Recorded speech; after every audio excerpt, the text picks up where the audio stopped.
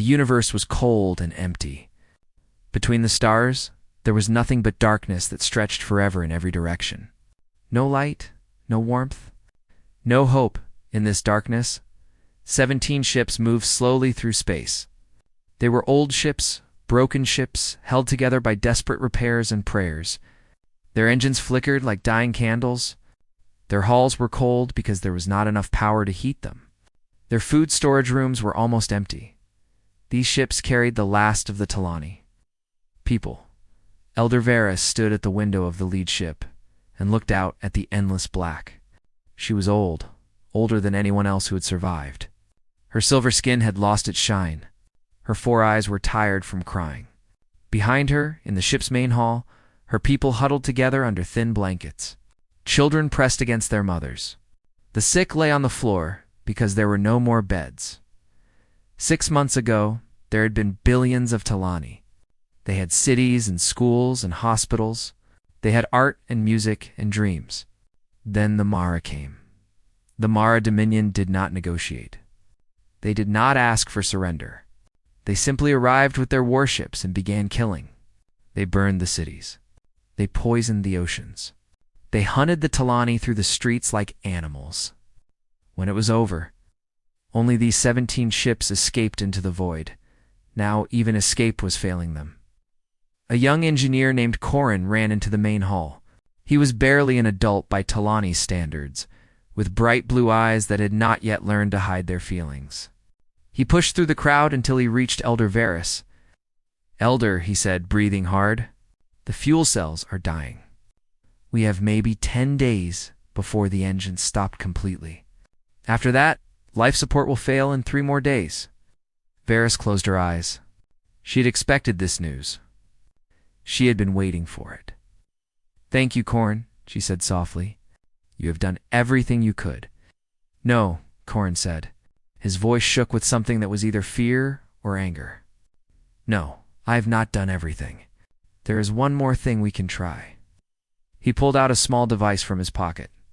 It was a communication transmitter. Very old, very simple. "We can send a distress signal," Corin said. "On all frequencies. Every channel. We can ask for help." The other Talani nearby heard his words and began to whisper. Some looked hopeful. Most looked afraid. "Ask who for help?" Varys asked. "The Galactic Council declared us dead. The trading guilds will not risk angering the Mara. The other empires do not care about refugees." "There are other species," Corin said. "Species we have never contacted. Species on the far edges of known space. Maybe one of them will answer. Or maybe the signal will bring the Mara to us faster," Varys said. "They are still hunting us. They will not stop until every Talani is dead." Corin looked at the children on the floor. A small girl was sleeping in her mother's arms. Her face was thin from hunger. Her breathing was shallow. "We are dying anyway," Corin said quietly. "At least this way, we die trying." Varys was silent for a long moment. Then she nodded. "Send it." Corin worked quickly. He connected the transmitter to the ship's main antenna. He set the signal to repeat on every frequency known to the Talani, and many that were not. He programmed it to broadcast in the universal mathematical language that all spacefaring species could understand. The message was simple. "We are here. We are dying. Please help us." He pressed the button. The signal flew out into the darkness at the speed of light. It passed dead moons and empty planets. It traveled through dust clouds and asteroid fields. It spread in every direction. It's growing weaker but never stopping. Most of the galaxy ignored it. The trading guilds heard the signal and calculated the risk of responding. The risk was too high. They deleted the message. The Galactic Council heard the signal and held a meeting. They decided that helping the Talani would create a diplomatic problem with the Mara Dominion. They sent no response. 3 different empires heard the signal and laughed. The Talani were weak. The weak died. That was the natural order of things. But the signal did not stop. It kept traveling, kept spreading, kept calling out into the void, and then it reached a small listening post in a distant sector. Lieutenant Kim Seoke was bored. He had been stationed at Listening Post 17 for 6 months, and nothing ever happened. His job was to monitor radio signals from unexplored space. Most of the time, he heard nothing but static. He was drinking coffee and reading a book when his console beeped at first. He thought it was a mistake. He put down his book and looked at the screen. The signal was weak but clear. It was using old mathematical codes, the kind that any intelligent species would understand. He ran the signal through the translation. Software distress, 17 vessels, 4,000 survivors. Fuel failing. Life support failing. Children aboard, requesting immediate assistance. Please respond, please, please. Sioke felt his heart grow cold. He checked the signal's origin. It came from deep space, far beyond any mapped territory. Whoever sent it was alone in the darkness. He pressed the communication button and contacted his commanding officer. Sir, I have a distress signal. Unknown species, 17 ships, thousands of survivors, including children. They are dying. There was a pause. Then his commander's voice came through. Send it up the chain. All the way up. Far away in the darkness, a Mara hunting fleet was already moving. Warlord Grin had also heard the signal. He smiled a predator's smile and ordered his 12 destroyers to increase speed. The hunt would soon be over, but the signal kept traveling. And somewhere, someone was about to answer. The message traveled up the chain of command, like fire climbing a rope. From Listening Post 17 to Sector Command, from Sector Command to Fleet Operations, from Fleet Operations to the desk of Admiral Park Tae-ho. The Admiral was a quiet man with gray hair and steady hands. He had fought in 3 wars and lost many friends. His face had lines that came from making hard decisions. He stood in the command center of the battleship Eternal Dawn and read the distress signal on his data pad around him. Officers moved quickly between consoles.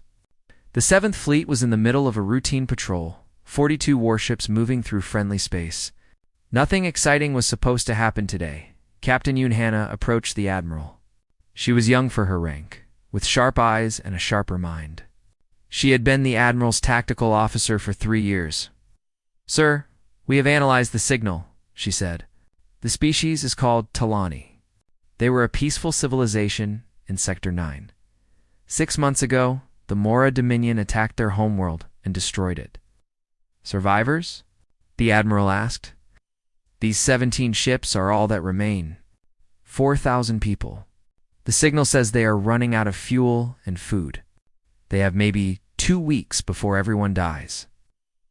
Admiral Park looked at the star map on the main screen. The signal came from deep and unexplored territory, far from any human base. What is our response time if we go now? Captain Hannah checked her calculations.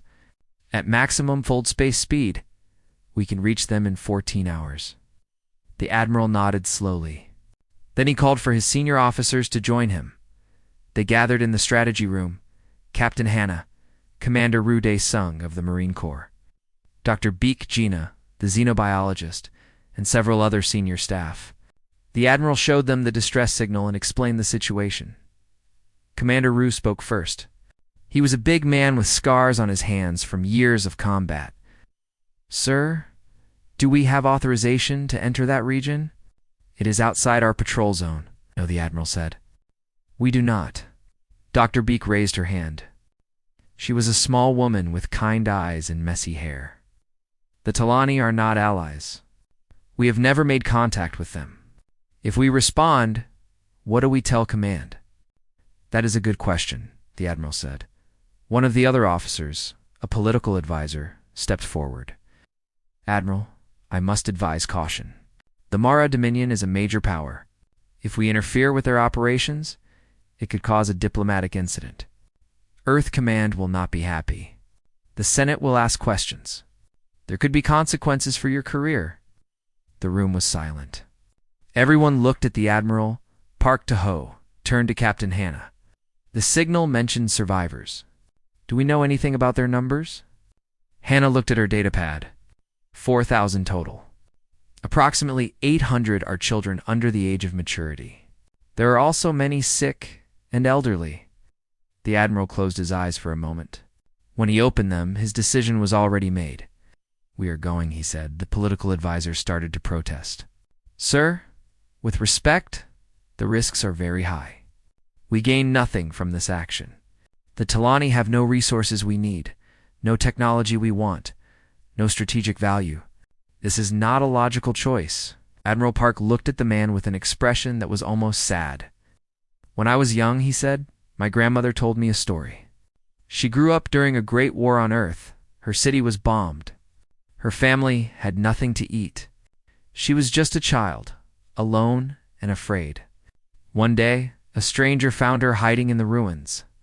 This stranger had very little food, but he shared it with her. He had no reason to help her. He gained nothing from it, but he helped anyway." The Admiral paused. "I asked my grandmother why he did it. She said, 'Because I was crying and he could hear me.' That is all. That is the only reason." He turned to face his officers. "Somewhere in the darkness, 4,000 people are crying. They sent a message into the void because they had no other hope. They do not know if anyone is listening. They do not know if anyone cares. But we heard them. We are listening. And if we do not answer, what does that make us?" No one spoke. "Full fleet mobilization," the Admiral ordered. "All ships prepare for fold space jump. We leave in 1 hour." Captain Hannah immediately began giving orders. The Eternal Dawn's engines powered up. Across the fleet, 42 warships came to life. Fighters were loaded into launch bays. Marines checked their weapons and armor. Medical teams prepared supplies. Commander Rue approached the Admiral. "We may have to fight." "Then we fight," the Admiral said simply. Dr. Beak was already working on first contact protocols. "I am preparing translation software and medical information," she said. "We know very little about Talani biology. I will do my best." The Admiral put a hand on her shoulder. "Do what you can. That is all any of us can do." 1 hour later, the 7th Fleet was ready. 42 warships stood in formation. 10,000 Marines waited in their dropships. Hundreds of fighters were armed and ready. Admiral Park stood on the bridge of the Eternal Dawn. Around him, his crew worked with quiet focus. They did not know what they would find when they arrived. They did not know if they would have to fight. They only knew that someone was waiting for them. "All ships report ready," Captain Hannah announced. The Admiral looked at the star map one more time. The destination was a small point of light in a sea of darkness. "Open fleet channel," he said. His voice was broadcast to every ship in the fleet. "This is Admiral Park. In a few moments, we will jump to a location where people are dying. They are not human. They are not our allies. They are strangers. But they called for help, and we heard them. Today, we will show the galaxy what humanity does when someone asks for help. Today, we answer." He nodded to the helmsman. "Begin fold space jump." Space bent around the fleet. Stars stretched into lines of light, and 42 human warships vanished into the void. The Mara hunting fleet arrived first. 12 destroyers dropped out of hyperspace and surrounded the Talani convoy like wolves circling injured prey. Their black hulls blocked out the distant stars. Their weapons powered up with a low, hungry hum. On the lead Talani ship, alarms screamed. Elder Varys rushed to the bridge, her old bones aching with every step. Corrin was already there, staring at the sensors with horror in his eyes. "They found us," he whispered. "The Mora found us." The main screen flickered to life. A face appeared, the face of Warlord Gren. He was a Mara officer, tall and covered in dark scales. His eyes were yellow and cold, like a snake watching a mouse. "Talani survivors," he said. His voice was calm and almost friendly. "You have run very far. You have hidden very well. But the hunt always ends the same way." Elder Varys stepped forward. Her voice was steady, even though her heart was breaking. "We are refugees. We have no weapons. We have only families and children. We are no threat to you." Warlord Gren laughed softly. "You are correct. You are no threat. That is why you will die. The Mara do not allow weak species to exist. You had your chance to fight, and you failed. Now you will be processed. Corin knew what that word meant. The Mara did not simply kill their enemies. They took them apart slowly. They made an example of them so that other species would be too afraid to resist. Please, Elder Varys said. The children. At least let the children go. Gren tilted his head like he was considering the request. Then he smiled. No. Communication channel closed. The Mora destroyers moved closer. On every Talani ship, people began to cry. Mothers held their children tight. The elderly closed their eyes and prayed to gods who seemed very far away. Corin slammed his fist against the console. This is my fault, he said. I sent the signal. I brought them to us faster. Elder Varys put a hand on his shoulder. You gave us hope. That is never wrong. Even if no one answered, at least we tried. At least we did not die in silence. Corin looked at the stars outside the window. They were so bright and so far away. Somewhere out there, his signal was still traveling, still calling for help that would never come. And then something happened. The sensors made sound that Corin had never heard before. It was not an alarm. It was something else. A notification. A detection. What is that? Elder Varys asked. Corin looked at the screen. His 4 eyes went wide. There is something coming, he said. Something big. Many ships. 40. No, more than 40. They are coming out of fold space. More Mora? No. Corin's voice was shaking now, but not from fear. No, the energy signature is different. These are not Mara ships. I have never seen this type before. Outside, space began to tear open. It started as a small crack in the darkness, a line of brilliant white light. Then the line grew wider. Energy poured out like water breaking through a dam. Colors that had no names danced across the void. The Mara destroyers turned their sensors toward the disturbance. Warlord Gren watched from his command ship. For the first time, his cold confidence flickered. What is this? He demanded. Identify those energy signatures. His officers worked frantically at their consoles. The ships are unknown. We have no record of this species in our database. The crack in space ripped wide open, and the human fleet poured through. 42. Warships emerged in perfect formation. They were gray and silver, covered in weapons and armor.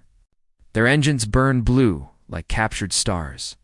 They moved with purpose and power, sliding into position between the Mara fleet and the Talani convoy. At the center of the formation was a massive battleship, larger than any Mara vessel. Words were written on its hull in a language no one in this sector had ever seen. Eternal Dawn. On every frequency, voice began to broadcast. It spoke in perfect mathematical code, translated instantly into every language. This is Admiral Park Tejo of the United Earth Navy. The vessels behind us are under our protection. You will withdraw immediately, or we will remove you. Warlord Gren stared at his screen in disbelief. He had never heard of Earth. He had never encountered humans. They were supposed to be a minor species on the edge of the galaxy, too young and too weak to matter. Yet here they were. 42 warships against his 12. He opened a communication channel. Unknown vessels. This is Warlord Gren of the Mora Dominion. These refugees are our property. They have no value to you. Leave now, and we will forget this insult. The reply came immediately. They are not property. They are people, and they called for help. Gren felt anger rising in his chest. You would start a war for strangers? For a species you have never met? That is madness. There was a pause. Then the human admiral spoke again. You call it madness? We call it duty. This is your final warning. Leave, or we will destroy you. Warlord Gren looked at the human fleet. He counted the weapons on their ships. He calculated the odds. Then his pride made the decision for him. All ships, he commanded. Attack. The Mara destroyers opened fire. Beams of red energy flew toward the human fleet. The humans did not run. They did not hesitate. They fired back. On the Talani-led ship, Korin watched the battle begin. He saw human ships moving to protect the convoy, placing themselves between the enemy and the helpless refugees. He saw fighters launching from carrier bays, swarming like angry insects toward the Mara. Elder Vera stood beside him. Tears ran down her silver face.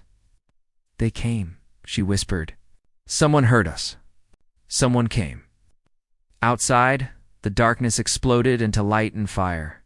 The battle had begun.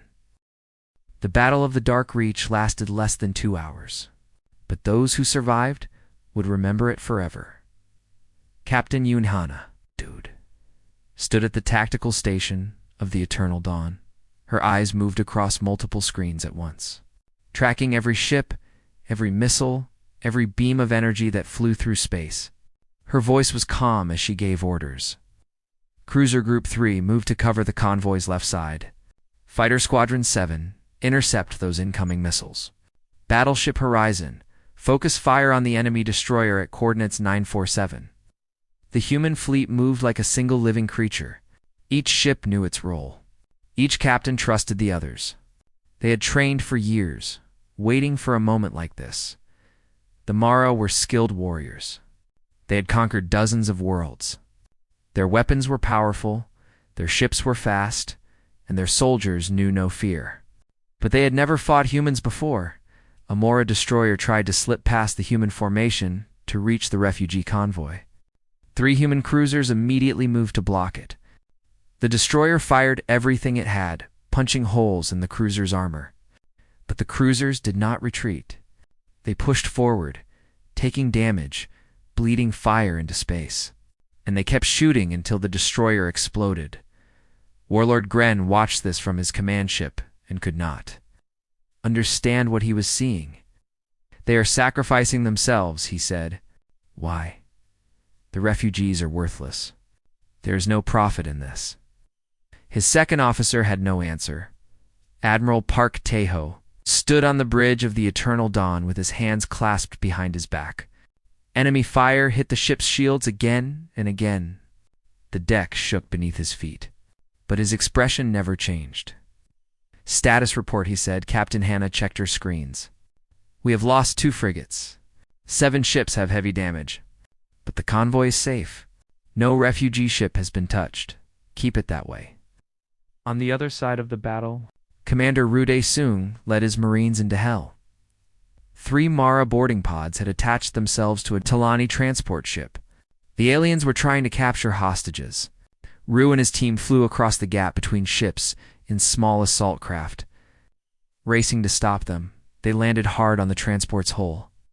Ru led the way through the airlock, his rifle ready. Inside, the scene was chaos. Mora soldiers moved through the corridors, grabbing terrified Talani and dragging them toward the boarding pods. The aliens were tall and strong, covered in natural armor.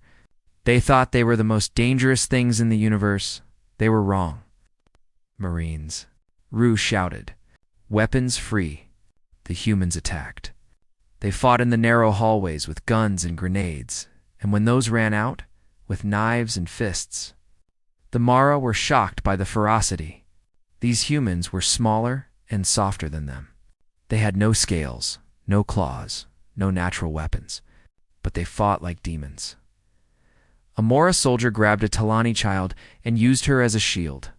He thought the humans would hesitate. Private Beak Sungmin did not hesitate. He dropped his rifle, pulled out his combat knife, and closed the distance in 2 seconds. The Mara tried to back away, but Sungmin was faster. He freed the child with one arm and dealt with the soldier with the other. The child looked up at him with huge, frightened eyes. She had never seen a human before. He looked strange to her, with only 2 eyes and pink skin. "It is okay," Sungmin said softly. "I am here to help." She did not understand his words, but she understood his voice. She stopped crying. Commander Ru and his Marines cleared the ship, room by room. Every Mora was killed or captured. No hostages were lost. When it was over, Ru stood in the transport's main hall. Around him, Talani survivors stared at the human soldiers with a mix of fear and wonder. An old Talani man approached him slowly. He said something in his own language. Rue could not understand the words, but he understood the meaning. The old man was saying thank you. Rue nodded and placed a hand over his heart. That gesture needed no translation. Back in space. The battle was reaching its end. Warlord Gren had lost 8 of his 12 destroyers. His fleet was broken. His pride was shattered. He gave the order to retreat, but Admiral Park was not finished. All ships pursue, the Admiral commanded. Do not let them escape. Captain Hannah looked at him with surprise. Sir, they are retreating. The refugees are safe. We have one. If we let them go, they will come back with more ships. The Talani will never be safe. The only way to protect them is to make sure no one reports their location. The Eternal Dawn accelerated after Gren's flagship. Human cruisers moved to cut off the escape route. The remaining Mara destroyers tried to cover their warlord's retreat, but one by one, they were destroyed. Finally, only Gren's ship remained. The warlord stood on his burning bridge. Smoke filled the air. Half his crew was dead. He looked at the human battleship on his view screen and felt something he had not felt in many years. Fear. His communication officer opened a channel. Unknown Admiral Gren said, I surrender. I offer myself as a prisoner. Spare my crew. The human's voice came back, cold and final. You came here to kill children. You showed no mercy to the innocent. Why should we show mercy to you? Please, Gren said. The word tasted strange in his mouth. He had never said it before. Please. There was silence. Then Admiral Park spoke again. We are not like you. We do not murder prisoners. Gren felt hope flicker in his chest. But, the Admiral continued, we cannot let you leave. You will be taken into custody. Your crew will be sent to a prison facility. You will never hunt anyone again. Marine boarding pods launched from the Eternal Dawn. Within minutes, the Mara flagship was captured. The battle was over, in the darkness of space. 42 human warships stood guard over 17 refugee vessels. They had fought and bled and died for strangers. They had gained nothing from it except the knowledge that they had done what was right. Captain Hannah looked at Admiral Park. We won, sir. The Admiral watched the refugee convoy on his screen. Medical shuttles were already launching to help the survivors. He answered, he said quietly. That is what matters. In the hours after the battle, the human fleet became something it had never planned to be. It became a rescue mission. Medical shuttles flew between ships constantly. Human doctors worked beside alien healers. Learning Talani biology as they went, Dr. Beekjina did not sleep for 36 hours. She moved from patient to patient, checking wounds, giving medicine, holding hands when there was nothing else she could do. On one ship, she found a Talani mother who would not let anyone touch her children.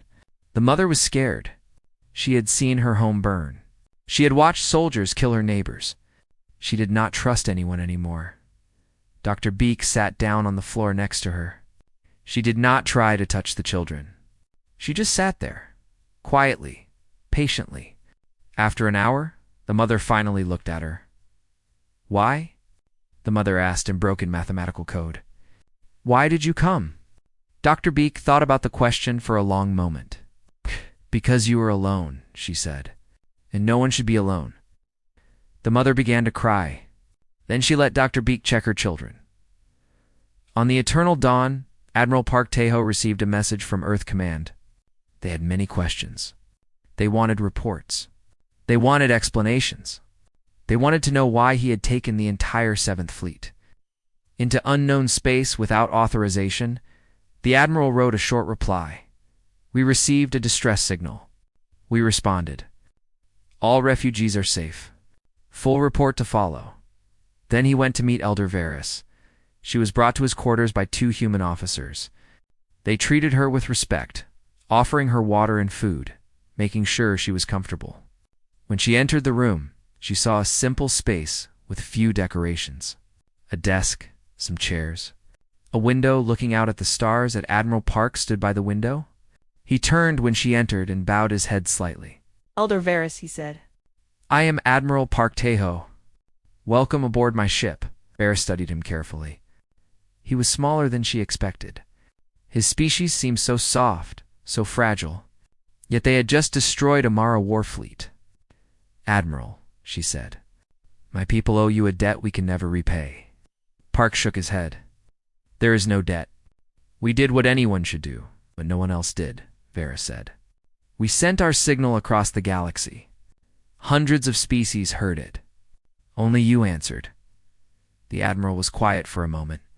"That is why we came," he said, "because no one else would." Varys felt tears forming in her old eyes. She had lived for many years. She had seen the best and worst of the universe. She thought she understood how things worked. The strong took from the weak. The powerful ignored the powerless. That was the law of the galaxy. But these humans had broken that law. "I do not understand your people," she admitted. "You came from far away. You fought a dangerous enemy. You lost ships and soldiers. And for what? We have nothing to give you. We are refugees with empty pockets and broken ships. What do you gain from saving us?" Admiral Park looked out the window at the stars.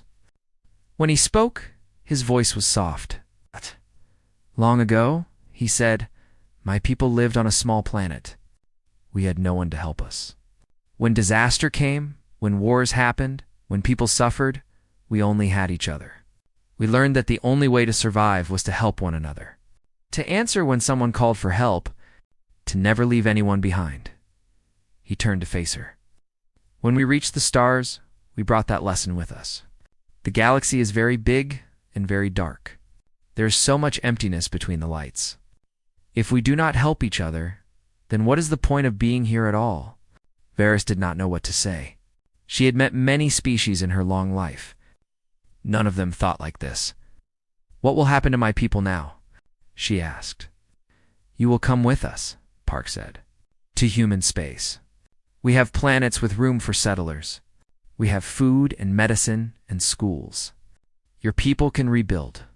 Your children can grow up safe. And what do you ask in return?" "Nothing." Varys stared at him. "Nothing." "Nothing," Park repeated. "We ask only that someday, if you hear someone else calling for help, you answer. That is all." Outside the Admiral's quarters, in the corridor, Corran waited nervously. He had asked to speak with the human leader. He did not know if his request would be granted. The door opened, and Elder Varys walked out. Her face was wet with tears, but she was smiling. She saw Corran and placed a hand on his shoulder. "He wants to meet you." Corran entered the room slowly. Admiral Park was sitting at his desk, looking at reports. He looked up when Corran approached. "You are the one who sent the signal," the Admiral said. It was not a question. "Yes, sir." Corran's voice shook. "I did not think anyone would hear it. I thought we would die alone." Park stood up and walked around the desk. He stopped in front of Corran and looked into his 4 blue eyes. "You took a chance," the Admiral said. "You reached out into the darkness, hoping someone was listening. That took courage." "I was scared," Corran admitted. "I was so scared." "Courage is not the absence of fear," Park said. "Courage is being scared and doing the right thing anyway. You saved your people, Corran. Never forget that." Corran felt something warm spread through his chest. He had blamed himself for bringing the Mara faster. He had thought his signal was a mistake. But here was this strange, soft alien telling him he was brave. "Thank you," Corran whispered. "Thank you for coming," the Admiral smiled. It was a small smile, but it was real. "Thank you for calling." 1 week later, the human fleet began its journey home.